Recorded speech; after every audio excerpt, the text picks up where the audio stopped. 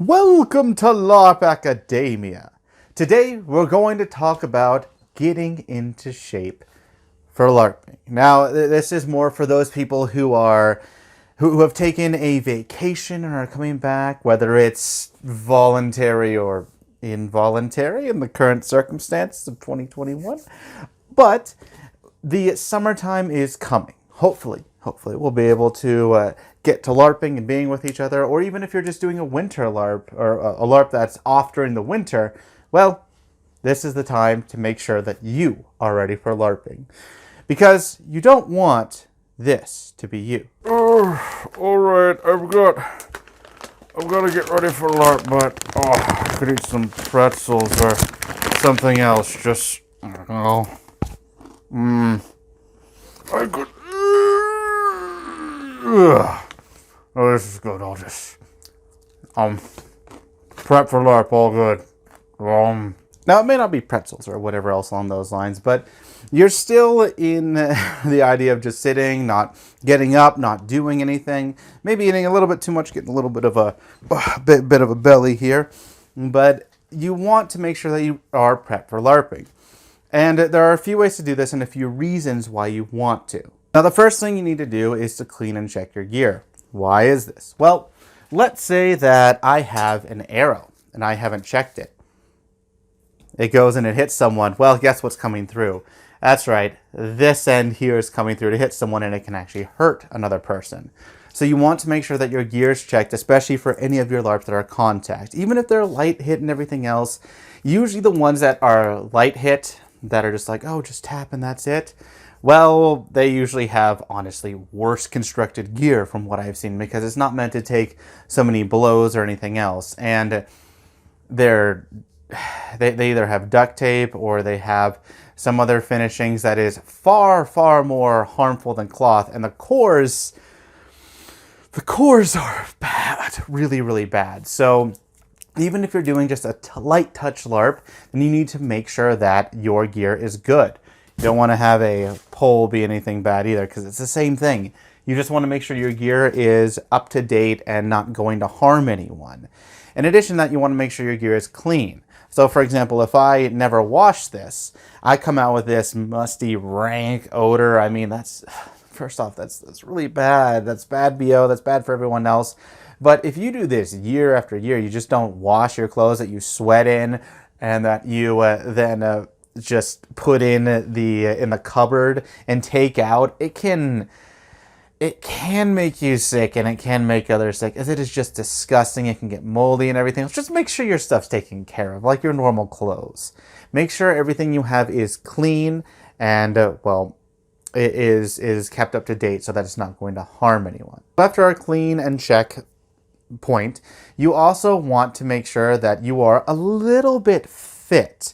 Now, what do I mean by this? Well, if you're just sitting back in the chair and eating pretzels, then when you get up and you go to try to LARP, you might think, oh, I can do things that I used to do. I could stand for just as long. I could maybe do the same moves and everything, but you'll find out that your muscles, they cramp, and you can hurt yourself or you can hurt others. You can even twist your ankle by going into a hole because you're not used to being up and doing these movements as much.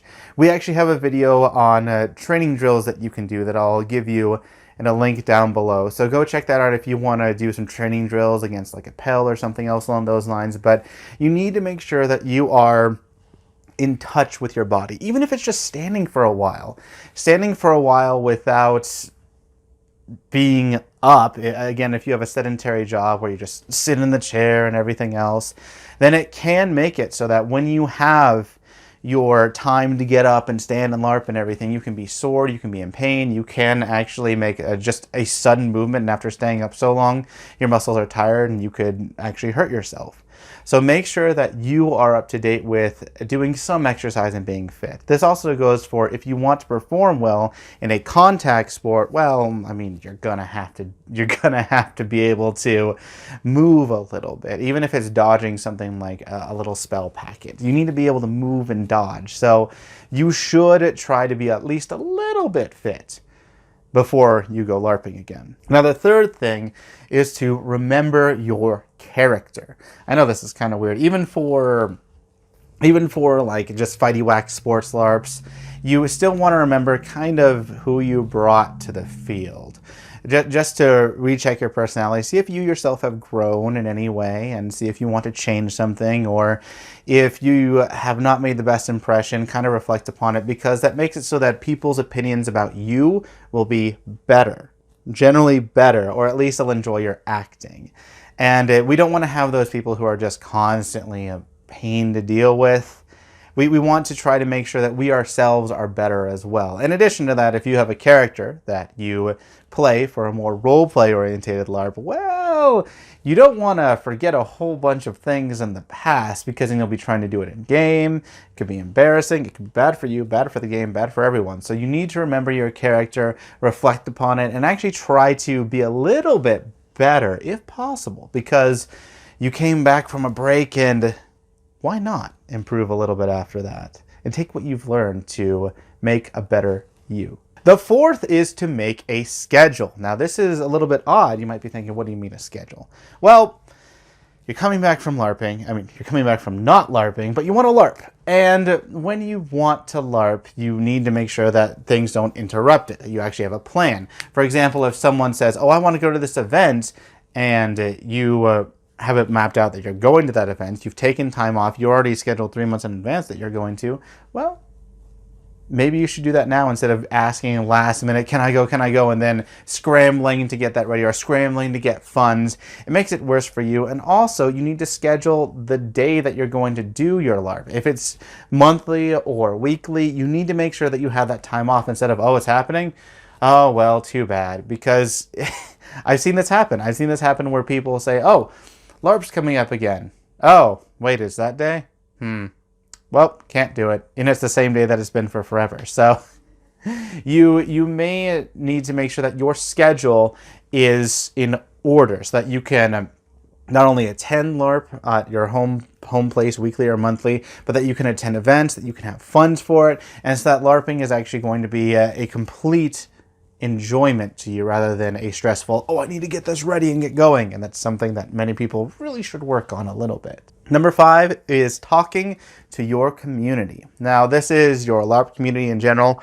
You've been gone for a bit, so you probably want to check in, see what's happening, especially if you haven't been, and then see if there's any changes, any major things happening, so you could be a little bit informed, especially if there's new conduct. For example, let's say that it now allows 14-year-olds, or there's now a child that's under 14, and they're at the park. You should try to watch yourself for these areas, or if there's any other strange things like that that could happen. Even a rules update is good because it helps you, again, learn the rules and make sure that you are not going to have any unwelcome surprises. And this also goes with checking up on the rules a little bit. You want to make sure that you talk to your community so you can catch up on the rules. I know this is kind of a secondary point, but you just want to make sure that there are no surprises and that you can get back into the game and LARP, which is why you're there, to LARP, not to just be like, oh crap, these things are happening, and get in some drama that you could have easily avoided. Now, the last thing, the 6th tip that I have, even though some are kind of mixed together a little bit, technically like 8, but the 6th tip is your own personal miscellaneous prep. Now, this could be that you've seen that, oh, well, I need to maybe make some more spell packets. If I sing, I need to rehearse my songs a little bit to make sure that I'm up to par. Maybe if I'm a real fighter, then I'd want to go and I'd want to practice a bit more. Maybe check out some of my old moves, see if they're there, and come up with some new ones. This is up to you for however you want. You could even go with making new garb. Whatever miscellaneous prep you have and you want to do, you should try to accomplish it before the LARPing season starts, or before you get back into it, because once you're into it, well, it's very easy to let these things go when you're LARPing. I know it's a surprising thing, but if you go weekly and you play a game, then you're going to think, oh, the game's on this day, and you're not going to work towards it during the entire week. At least that's what most people do. So if you have any miscellaneous prep, this is when you should do at least the bulk of it to try to get most of it done so that you will have the best time possible when LARPing. So those are my 6/8, technically, I guess, tips on how to prep for LARPing when you're coming back from a vacation, whether it's voluntary or forced, whether you're coming back from the winter seasons, whenever. But I would love to hear your thoughts on what you do to prep to get back into a LARP. Since we're all going to hopefully be coming back into LARPing soon, I would love to hear if you've done any amazing things, if you made any props such as this. But if whatever you have done, I would love to hear it in the comments down below. Don't forget to leave a like and subscribe to this video so that you can stay informed on more LARP tips. Until next time, keep LARPing.